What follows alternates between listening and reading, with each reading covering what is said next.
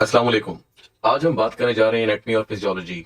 इसको हम शुरू कर रहे हैं तैयारी के तौर पर और हम देखेंगे कि क्विकली किस तरीके से हम बेहतरीन तैयारी कर सकते हैं। यहाँ पर हम ऑलमोस्ट 650 एमसीक्यूज को स्टडी करेंगे और इस तरीके से स्टडी करेंगे कि ना सिर्फ आपके एमसीक्यूज तैयार होंगे बल्कि उससे रिलेटिव कुछ शॉर्ट क्वेश्चन भी तैयार हो जाएंगे। अगर आप पेपर पैटर्न कुछ पता करना चाहते हैं तो कुछ ऐसा है कि सबसे पहले आपके पास पेपर 1 होगा। पेपर 1 में कुल 4 सब्जेक्ट्स हैं, कुछ इस तरीके से कि एनाटॉमी है, फिजियोलॉजी है, बायोकेमिस्ट्री है और माइक्रोबायोलॉजी है। इन चारों के एतबार से आपको कुल 60 एमसीक्यूज मिलेंगे। ये 60 एमसीक्यूज, हर एक एमसीक्यू 1 मार्क का होगा, तो टोटल 60 एमसीक्यूज होंगे।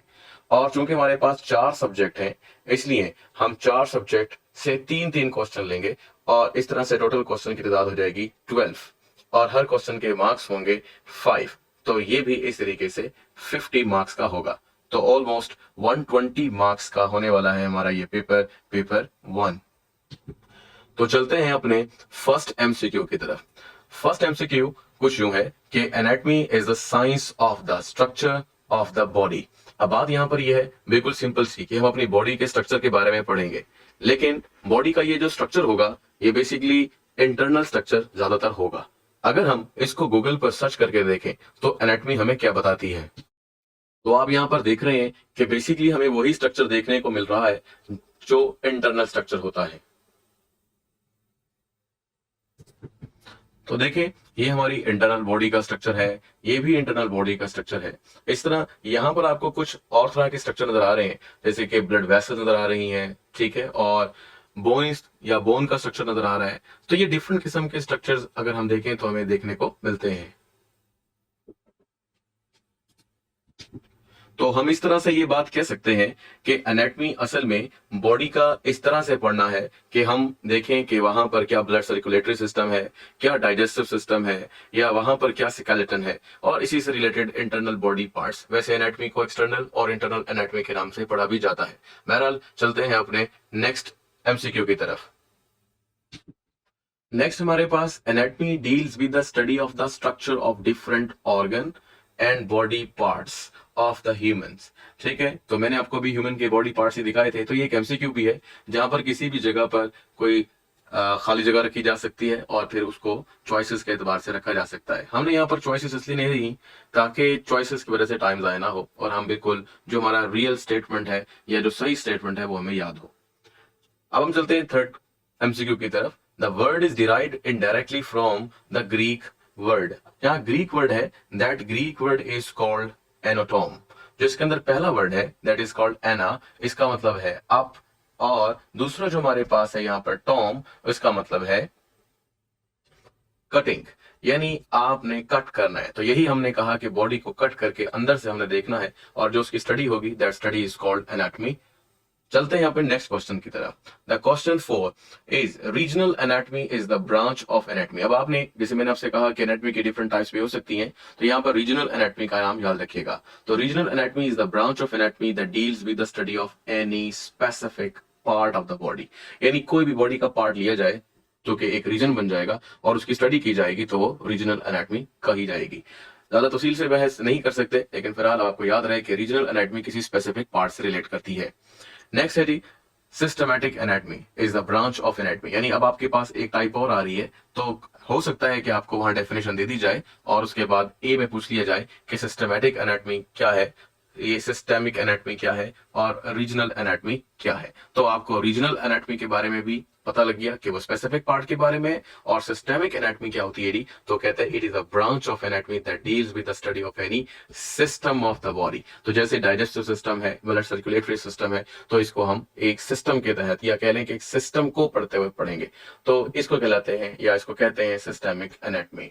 Next one is the cross section anatomy. तो आप देख रहे हैं कि आपको एक क्रॉस सेक्शन एनाटॉमी का भी पता चल गया। Is the branch of anatomy that deals with the study of the cross sectional part of the human body. यानी आपने बॉडी को काटना है। जैसे मिसाल के तौर पर अगर मैं कहूं कि ये हमारे पास एक बॉल है और आप इस बॉल को काट देते हो दरमियान से, तो दरमियान से काट देने के बाद ये आपको कुछ ऐसे दिखेगी। तो आपने देखा कि जो अंदर देखना है, अंदर स्टडी करना है ह्यूमन बॉडी को कट कर कर, तो that is called cross sectional anatomy. तो अब आपने 3 किस्म की एनाटमी फिलहाल पढ़ ली है, cross sectional anatomy, systemic anatomy और रीजनल एनाटमी। चलते हैं अपने नेक्स्ट क्वेश्चन की तरफ, दैट इज ग्रॉस एनाटमी। तो ये आपके पास कुछ और है, इसको भी आप एज अ शॉर्ट क्वेश्चन या एमसीक्यू ले सकते हैं। Is a branch of anatomy, ये सब एनाटमी है यानी एनाटमी की ब्रांच कहलाएंगी, which deals with the study of the structure of the human body parts by naked eye. यानी हम जिसको अपनी आंख से देख सकते हैं, यानी इतना छोटा ना हो बल्कि हम अपनी आंख से देख के स्टडी कर सकते हैं, तो उसको हम बोलेंगे ग्रॉस एनाटमी। आगे लिखा है mean that without any microscope और लेंसेज, मतलब सातों तरीके से देखे जा सकते हैं ऐसे पार्ट जो बड़े होते हैं। Next one is histology. Histology is the branch of anatomy, यानी ये मजीद हम देख सकते हैं कि एनाटमी में कुछ और भी है, मतलब इस स्टडी में बहुत कुछ है तो उसमें एक हिस्टोलॉजी भी है। एनाटमी इज अ स्टडी, जैसे मैंने आपसे पहले कहा, और हिस्टोलॉजी उसमें पढ़ी जा सकती है। और ये क्या है? which deals with the study of the microscopic parts of the cell, यानी जो आपके पास ऐसे हिस्से हैं जिसको हम आम आंख से या नेकेड आंख से, नेकेड आई से नहीं देख सकते, तो उनका जो हम बारे में पढ़ेंगे, उनकी जो स्टडी करेंगे वो हिस्टोलॉजी में होगी। बेसिकली हिस्टोलॉजी को हम स्टडी ऑफ टिश्यू भी बोल सकते हैं। Next is in the 19th century the light microscope was invented. ठीक है जी, तो ये भी आपके पास एक एमसीक्यू बन सकता है कि 19th सेंचुरी में माइक्रोस्कोप को इन्वेंट किया गया।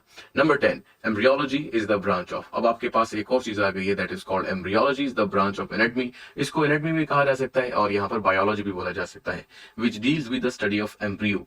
ये एम्ब्रियो क्या होता है? जब भी एक छोटा सा, फॉर एग्जाम्पल हम सीड ले लेते हैं, हमारे पास एक बीज है और जब जमीन में बोते हैं तो फिर क्या होगा, वहां पर वो पौधा निकलेगा, आहिस्ता आहिस्ता उसकी शाखें निकलेंगी तने और जड़ की शक्ल के अंदर। तो अभी जब वो छोटा सा होता है और उस वक्त जो वो कहलाता है, दैट इज कॉल्ड एम्ब्रियो। इसी तरह से हर इंसान, चिड़िया का बच्चा या मुख्तलिफ किस्म के जानदार जब अपने, अगर वो अंडे में होते हैं या वो अपने माँ के पेट में, तो उस वक्त वो एम्ब्रियो कहलाते हैं और वो फिर एम्ब्रियो आखिरकार बड़ा होकर एक जानदार की शक्ल इख्तियार कर लेता है। ये सारे स्टेजेस जब वो छोटे से लेकर और पैदा होने तक, यानी अंडे से बाहर निकलने या वहां से या अपने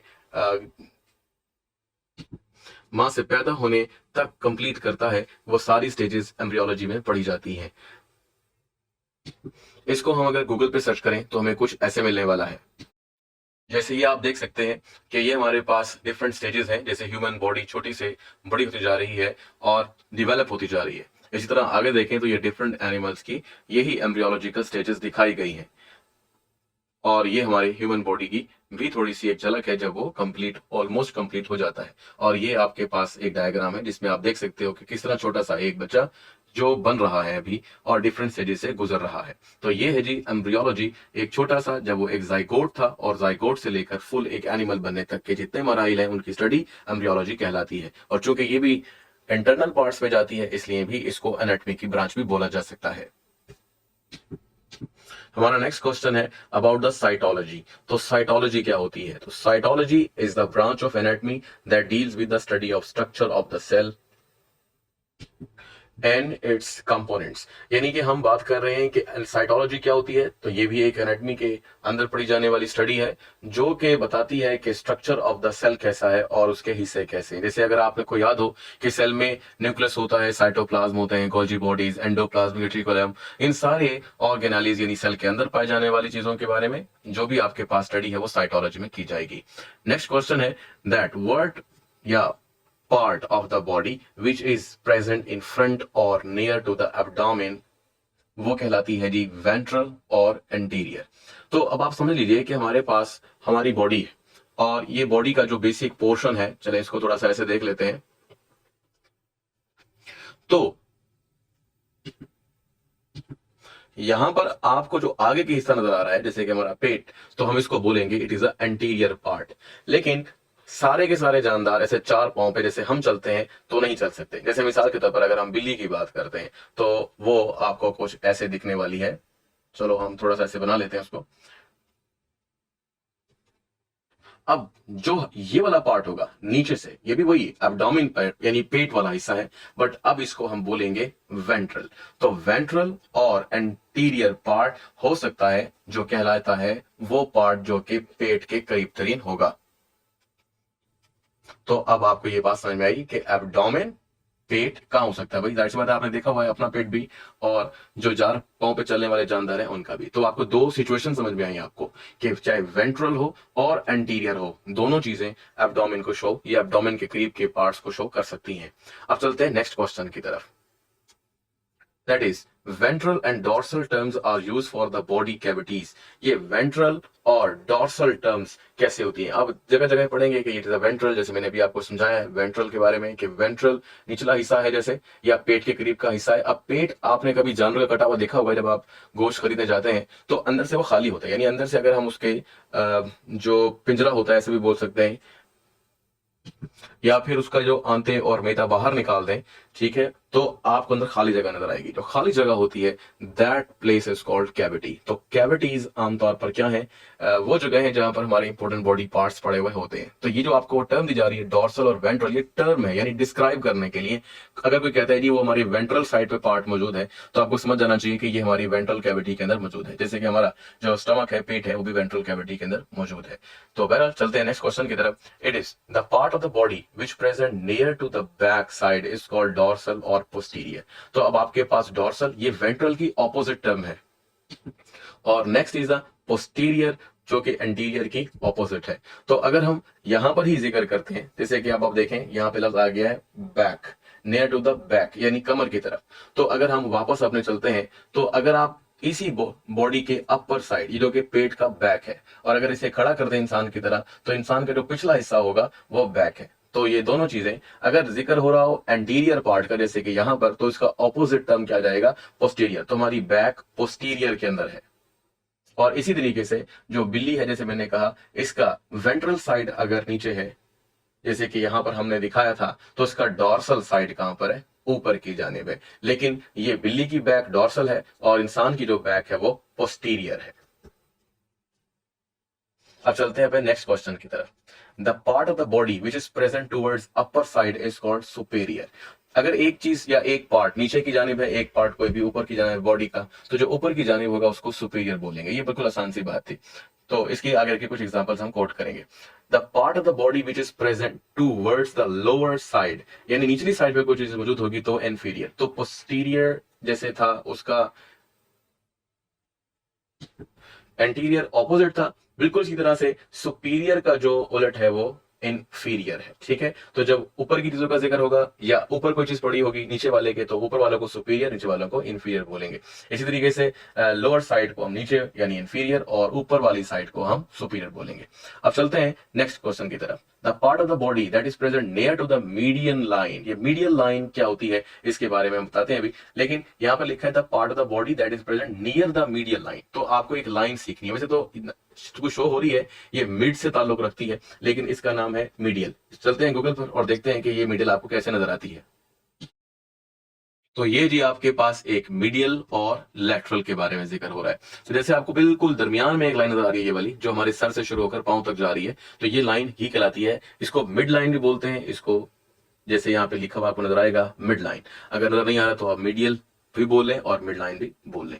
इसके अलावा भी यहाँ पर है कुछ और डायग्राम्स जो आपको नजर आ सकती हैं। जैसे मिसाल के तौर पर आप यहाँ पर देख सकते हैं, ज्यादा वाज़ेह नजर आ रही है जी, ठीक है। इस तरह यहाँ पर भी आप बॉडी की तरफ। नेक्स्ट हमारी इंफॉर्मेशन है कि lateral is the part of the body is present away from the medial line. तो अगर आपको मीडियल लाइन समझ में आ गई है, तो अगर मीडियल लाइन से जितना दूर जाएंगे वो एक लैटरल पार्ट कहलाएंगे। तो मतलब हम अब समझ लीजिए हमारी एक बॉडी है, उसका एक दरमियान है। अब उस दरमियान को हमने रेफरेंस रख लिया है, और उस रेफरेंस के मुताबिक अब हम आगे पीछे ऊपर नीचे देखें तो हम किसी भी पार्ट ऑफ द बॉडी की एग्जैक्ट लोकेशन या सिचुएशन समझा सकते हैं। हम भी कुछ ऐसे वर्ड्स पढ़ेंगे आगे जाकर जिससे आपको इन वर्ड्स के बारे में या लेटरल साइड किधर है ज्यादा वाज़ेह तौर पर समझ में आएगी। कुछ मैं बता चुका हूं ऑलरेडी। नेक्स्ट हमारे पास क्वेश्चन है the line which divides the body. तो ये जी आपके पास और बात आ गई, in two equal mean right and left part is called medial line. तो मीडियल लाइन पहले आपको दिखाई थी, अब उसको बगैर डिफाइन कर दिया गया। तो ऐसे भी है कि एक ऐसी लाइन, जैसे मैंने आपको पिक्चर में भी दिखाया था, कि जो हमारी बॉडी को हाफ कर दे कहलाएगी मीडियल लाइन या मिड लाइन, ऐसे भी ठीक है। नेक्स्ट हमारा क्वेश्चन है any part which is away from the surface is called deep. Any part which is away from the surface, जैसे मिसाल के तौर पर आपका जो हाथ है, इस हाथ के ऊपर हमने इंजेक्शन लगवाया। तो मिसाल के तौर पर ये हमारे पास एक हाथ है। अब जब कोई इसके ऊपर इंजेक्शन लगाएगा तो सिरिंज या कह लें जो आपके पास पंक्चर करती हुई जाएगी नीडल, वो अंदर तक जाएगी। तो जो अंदर का हिस्सा है that part is called deep. तो जितना अंदर जाएगी का हम कहेंगे कि उतना डीप जा रही है। तो डीप क्या हुआ जी, तो deep away from the surface. Surface कहाँ है, ये जो हमारी बिल्कुल सतह है हाथ की या कह लें खाल है, तो वो हमारी सरफेस है। और सरफेस से जितना अंदर की तरफ जाएंगे, अवे दूर जाएंगे बॉडी के अंदर, वो कहलाएगा डीप। नेक्स्ट क्वेश्चन है any part which is present nearer to the reference point. Reference point एक पॉइंट हो सकता है कोई भी, जिससे फॉर एग्जाम्पल हम कहते हैं कि हमारी गर्दन कहाँ है, तो हम शोल्डर को रेफरेंस रख सकते हैं कि शोल्डर के करीब, तो शोल्डर रेफरेंस हो गया। तो फिलहाल इज कॉल्ड सुपरफिशियल। दोबारा बात करते हैं, any part which is present near to the reference point is called superficial. इसको आसान में अगर बोले तो सुपर का समझ लीजिए ऊपर, और फेशियल का मतलब जो है वो स्किन है। तो स्किन के बिल्कुल ऊपर ऊपर जो हमारे पास होगा पार्ट, उसको हम रेफरेंस पॉइंट ले सकते हैं। ठीक है, जैसे हमने इंजेक्शन लगाना था, तो इंजेक्शन हम कहाँ बोलेंगे, फिर डीप पे लगा दो, नहीं, हम कहेंगे हमारी खाल के इस तरफ। तो खाल यानी सुपरफिशियल पॉइंट है, ये रेफरेंस है, और उससे कितना आगे जाना है, फॉर एग्जाम्पल 1 इंच अंदर डालना है, या फिर मिसाल के तौर पर वहां पर कोई एंगल बनाना है तो 45 के एंगल से डालना है। या यानी हम अगर इंट्रावेनस इंजेक्शन लगाते हैं तो हमारा एंगल डिफरेंट होता है, अगर आईएम लगाते हैं या इंट्रामस्कुलर लगाते हैं तो इंजेक्शन का जो एंगल होता है वो डिफरेंट होता है। पर हम खाल पर या सुपरफिशियली बोलते हैं कि इस जगह से इसका एंगल इतना होना चाहिए। तो ये जी आपके पास सिंपल सी बात हुई सुपरफिशियल। और भी ये टर्म्स मजीद डिफाइन होती रहेंगी, इसलिए ज्यादा डीप जाने की स्टडी करने की मतलब जरूरत नहीं है। डीप स्टडी हम पूरा क्विक स्टडी कर रहे हैं ताकि हम अपने एग्जाम के लिए तैयारी कर लें। Next question, the part which is present nearer to the medial line या mid line and towards the lower side is called proximal। ये proximal क्या होता है जी, दोस्त ने बातें कही है कि nearer to the medial line, ठीक है जी, तो ये हमारे पास एक बात, और टूवर्ड्स द लोअर साइड, और निचली साइड की तरफ। देखते हैं कि ये आपको कैसे दिखता है। अब ये देखें आपके सामने जो ये एक एग्जांपल है। अब मान लीजिए कि ये हमारे पास एक मीडियल लाइन है, मतलब इसको हम दरमियान में ड्रॉ कर देते हैं। अब थोड़ा सा यहाँ पर रेफरेंस पॉइंट है, ये मीडियल के बारे में मैंने आपको बता दिया, ये मीडियल लाइन है। अब हम अपने 4 आर्म को देखते हैं, तो 4 आर्म में मीडियल लाइन के करीब अगर चलते हैं तो ऊपर की जानिब जाना पड़ेगा। मतलब ऊपर जानिब ना जाएं, बल्कि आप ऐसे करें, सिर्फ हाथ को कंसीडर करें। तो जो हाथ का ऊपर का हिस्सा है, ठीक है, मिड लाइन के करीब है, वो प्रॉक्सिमल है, और ये हमारे पास निचला हिस्सा इसका डिस्टल है।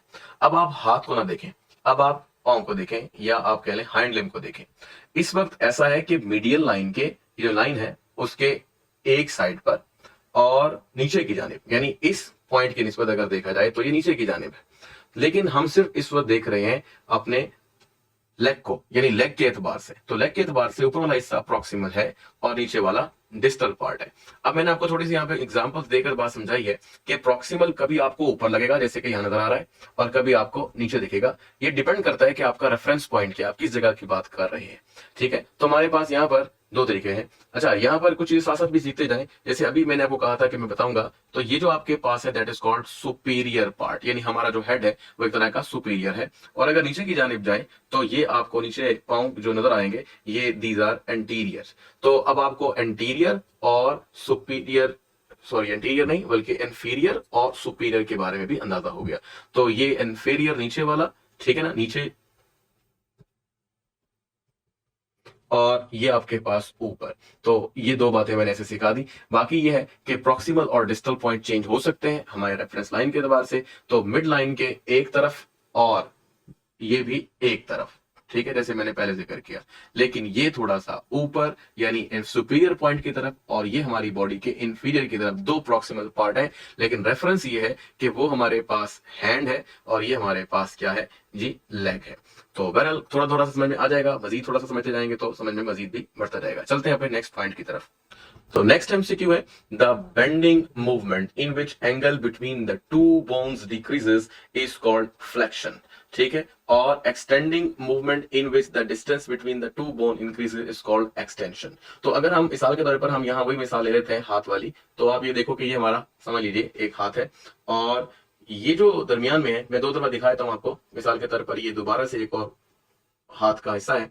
अब आप माने कि यहाँ हमारे पास एंगल है, तो देखें ये एक एंगल है जो बढ़ रहा है जब क्या होती है, फ्लेक्शन, या कह लें, बल्कि यूं कह लें कि जब हाथ सीधा होने वाला होता है। मैं एग्जांपल कुछ और देता हूं, लेकिन फिलहाल अभी मैं आपको एंगल दिखा दूं कि देखें ये एंगल हमारे पास छोटा है, वो एंगल बड़ा है। अगर हम एक और एंगल की बात करें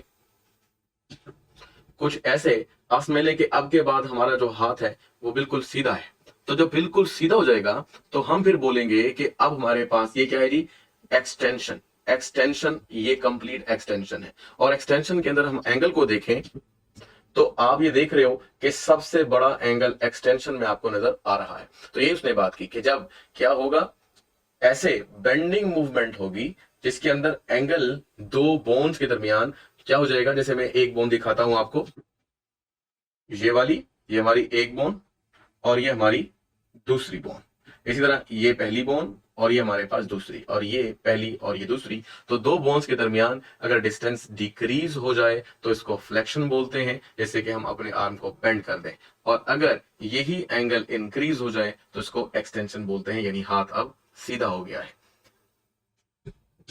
सपोज कर लीजिए कि हमारे हाथ की हड्डियां हैं, तो ये ह्यूमरस और यहां पर दो हड्डियां होती हैं, रेडियस और अल्ना है। तो ह्यूमरस और रेडियस अल्ना के दरमियान का हमने एंगल देखा। चलते हैं नेक्स्ट एमसीक्यू की तरफ।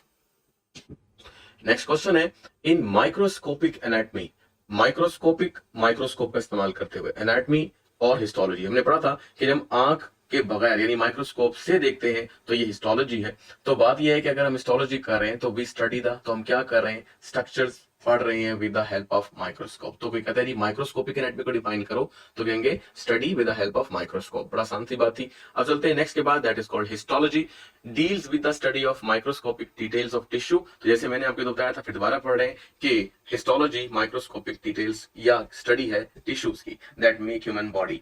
याद रहे, अगर आपको नहीं पता कि इंसानी जिस्म सेल्स का बना है, जो कि उसके बिल्डिंग ब्लॉक्स हैं या उसके सबसे छोटे यूनिट्स हैं, लेकिन जब ये यूनिट्स मिलकर एक स्पेसिफिक फंक्शन परफॉर्म करते हैं तो उसको बोलते हैं टिश्यू। तो ये हमारे पास टिश्यूज मिलकर फिर बनाती हैं आगे ऑर्गन, और ऑर्गन बनाते हैं ऑर्गन सिस्टम, और ऑर्गन सिस्टम मिलकर बनाते हैं पूरा ऑर्गेनिज्म।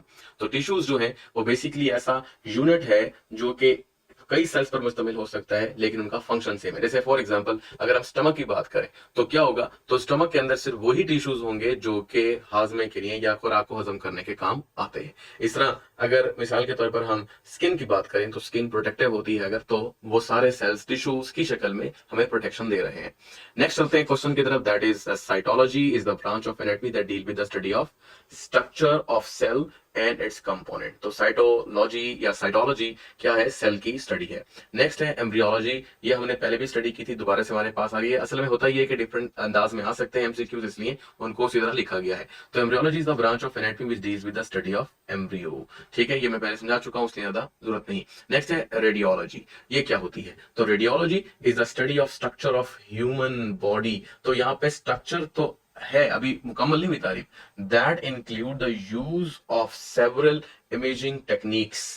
ठीक है जी, जैसे अगर आप कभी हॉस्पिटल जाएं तो वहां पर एक वर्ड होता है जिसे MRI बोलेंगे, इसका मतलब होता है मैग्नेटिक इमेजिंग, यानी मैग्नेटिक फील्ड के अंदर अगर आपको ले जाया जाए तो वहां पर एक खास किस्म की इमेजेस बनती हैं, तस्वीर बनती हैं। तो मैग्नेटिक रेजोनेंस इमेजिंग टेक्नोलॉजी है वो, और उस टेक्नोलॉजी के जरिए से हम अपने ब्रेन के अंदर, इवन के बॉडी के अंदर होने वाली मुख्तलिफ समझ लीजिए तब्दीलियों को या पार्ट्स को या उनकी खराबियों को एक साथ 3 डायमेंशनली देख सकते हैं, ऊपर नीचे दाएं बाएं आगे पीछे से। बहरहाल चलते हैं अपने नेक्स्ट क्वेश्चन की तरफ, और ये क्वेश्चन क्या है जी, that is anterior and posterior describes. जैसे अभी हमने जिक्र किया है, एक स्ट्रक्चर भी देखा था, एंटीरियर का मतलब अगला हिस्सा होगा और पोस्टीरियर का मतलब पिछला हिस्सा होगा।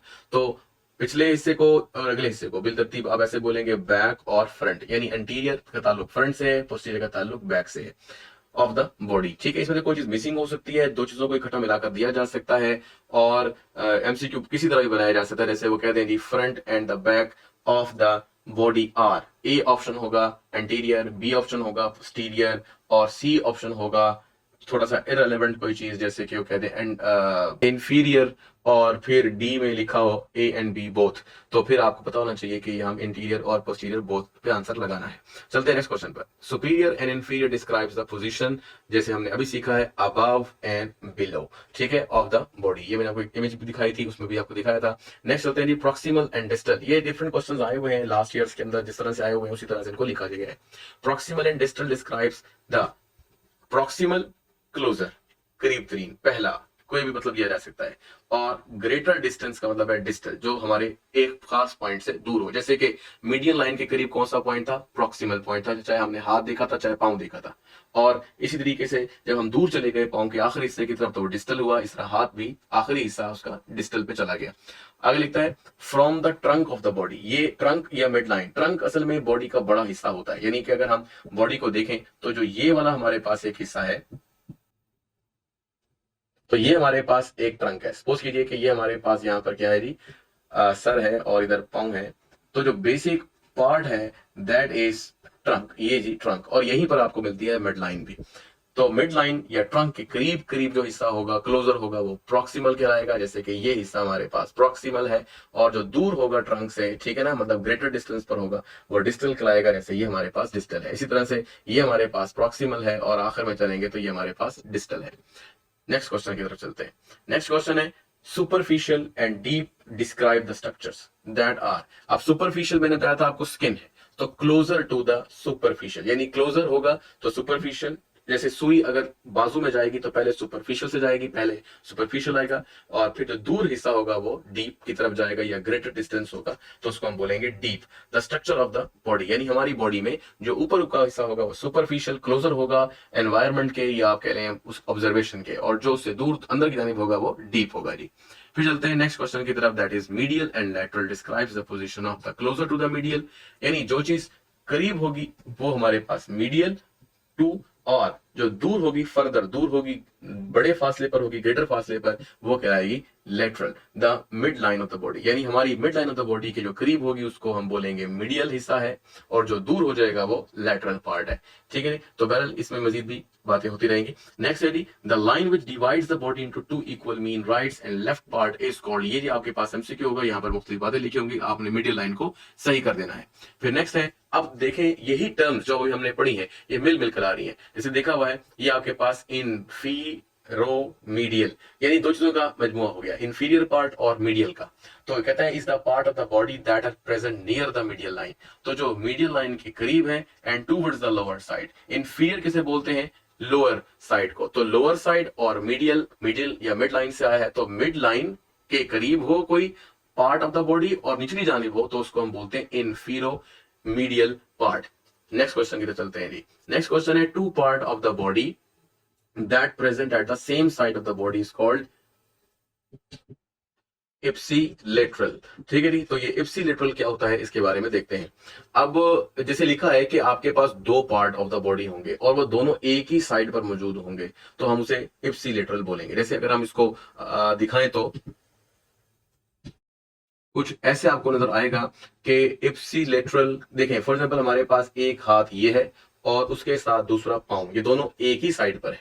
अगर हम मान लें कि हम यहाँ पर एक लाइन लगाने लगे हैं, जिसे हम मिड लाइन लगा देते हैं, तो मिड लाइन एक रेफरेंस पॉइंट है, उसके एक साइड पर दोनों हाथ और पैर हैं, तो ये दोनों हाथ और पैर इप्सिलेटरल कहलाएंगे।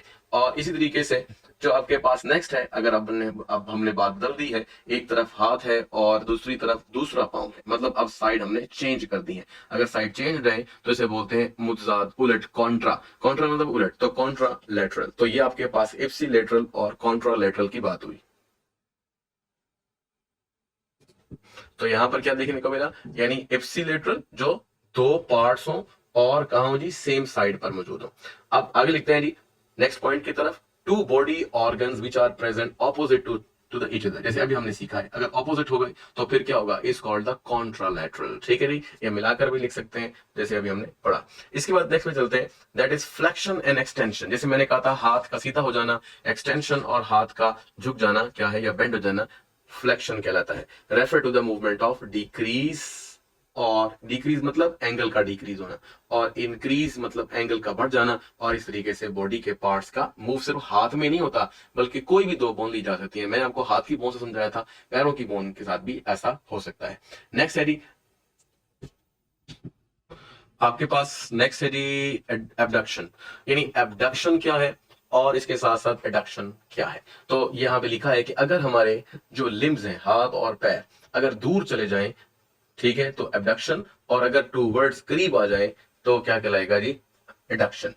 किसके करीब और दूर चले जाएंगे, वही हमारा reference point, it is called the medial line of the body. अगर हम इसको गूगल पे सर्च करें तो हमें कुछ ऐसे देखने को मिलेगा। तो आप देख रहे हैं कि हाथ, अगर ये हमारे पास दरमियान में एक मीडियल लाइन है, मैं दोबारा दिखाता हूं आपको, ये हमारे पास एक मीडियल लाइन है, ठीक है जी, जैसे हम हमेशा बनाते आए हैं। तो अगर हाथ इस तरफ जा रहे हैं, मतलब away from the medial line, that is called abduction, और अगर टूवर्ड्स द मीडियल लाइन आ रहे हैं तो क्या कहलाएगा जी, एडक्शन। चलते हैं नेक्स्ट पॉइंट पर।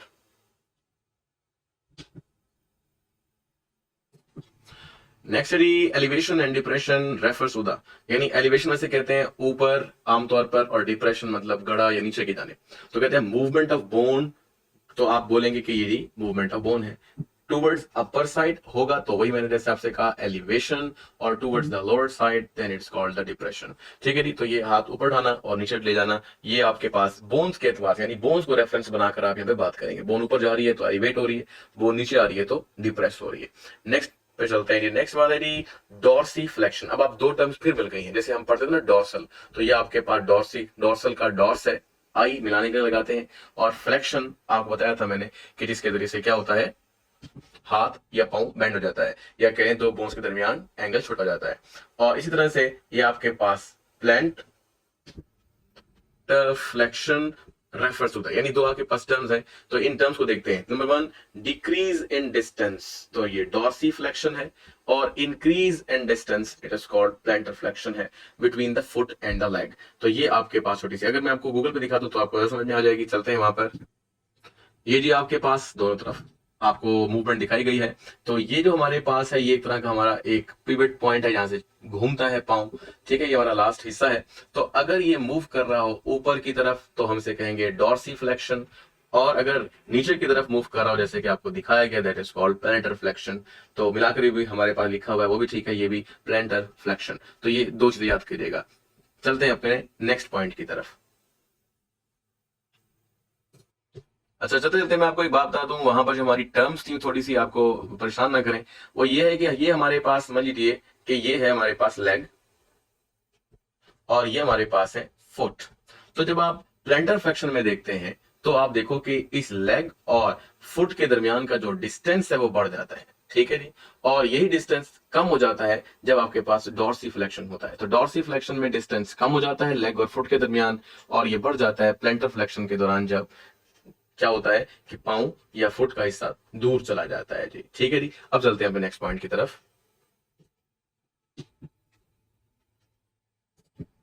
नेक्स्ट है जी eversion and inversion refer to the movement that tilt, झुकाना या हरकत देना, बेंड करना।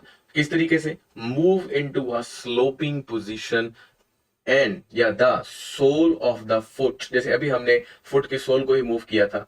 अब वे अगर दूर हो जाए, तो आपने नाम याद करने हैं दो चीजें, और वो ये है कि अगर दूर हो जाए तो इवर्जन कहलाता है, और अगर टू वर्ड्स हो जाए तो इन्वर्जन कहलाता है। ठीक है, इवर्जन और इन्वर्जन ये किस रेफरेंस पॉइंट के अलॉन्ग है? ये है जी medial line of the body, यानी body medial line of the body की तरफ हो जाए तो हम कहते हैं कि वो बॉडी का पार्ट इन्वर्ट कर रहा है, और अगर वो दूर हो जाए तो वो इवर्ट कर रहा है। इसको भी अगर हम गूगल पे देखें तो देखते हैं कि हमें पिक्चर नजर आती है।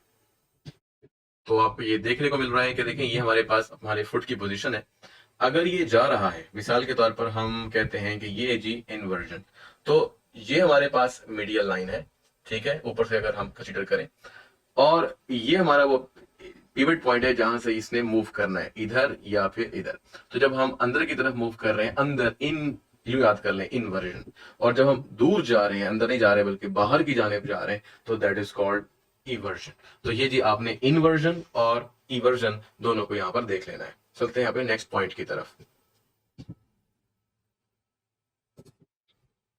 नेक्स्ट क्वेश्चन है जी कि अपर लिम्ब कंसिस्ट ऑफ, जो हमारा ऊपर का लिम्ब है या कह लीजिए हाथ है, क्या वो फोर आर्म, यानी जो आपका बिल्कुल चले हम बनाते हैं आर्म एंड हैंड, ये आपको समझ में आ ही जाएगा। तो हमने क्या सीखा है कि अपर लिम्ब में पहले नंबर पर तो क्या होता है, अगर हम ऊपर से चलते आते हैं तो ये हमारे पास समझ लीजिए हैंड है। ठीक है, फिर उसके बाद ये आपके पास उसका एक आर्म है, और जो उसके आगे का हिस्सा है that is called four arm. तो ये हमारे पास बेसिकली क्या है, तीन पार्ट है जी। चलते हैं नेक्स्ट पर, अभी मजीद भी डिस्कस हो जाएगा। Four arm starts from the scapula. ये जो आपके पास नेक्स्ट वाली बात है वो कुछ यूं कह रहा है, मान लीजिए कि यहां पर आपके पास एक हड्डी होती है। ठीक है, यानी समझ लीजिए आपकी शोल्डर के पिछले जानिब, इसका नाम है स्कैपुला। तो स्कैपुला से शुरू होता है, और साथ साथ मैं आपको बताता जाता हूं, start from the scapula and ended to the elbow joint. तो फोर आर्म जो हमारे पास है वो जस्ट यहां से शुरू होकर यहां तक, यानी कि हमारी एल्बो तक है, और फिर उसके फोर आर्म के बाद आपके पास आता है आर्म जो यहां तक आएगा। फिलहाल उसको भी पढ़ लेते हैं। तो लिखता है फोर आर्म मजीद बता रहा है consist of a single long bone जिसका नाम था ह्यूमरस। ये हमने शुरू में भी पढ़ी थी जब मैंने आपको एंगल बनाना सिखाए थे। तो आगे लिखता है humerus is a long bone in upper limb, यानी ये हमारे हाथ, अगले हाथ या बाजू के सबसे ऊपर की हड्डी होती है। तो ये आपके पास लॉन्ग बोन अपर लिम्ब, याद रखिएगा ये मैंने बनाई है, यही वाली जो आपके पास फर्स्ट बनाई है, दैट इज कॉल्ड ह्यूमरस।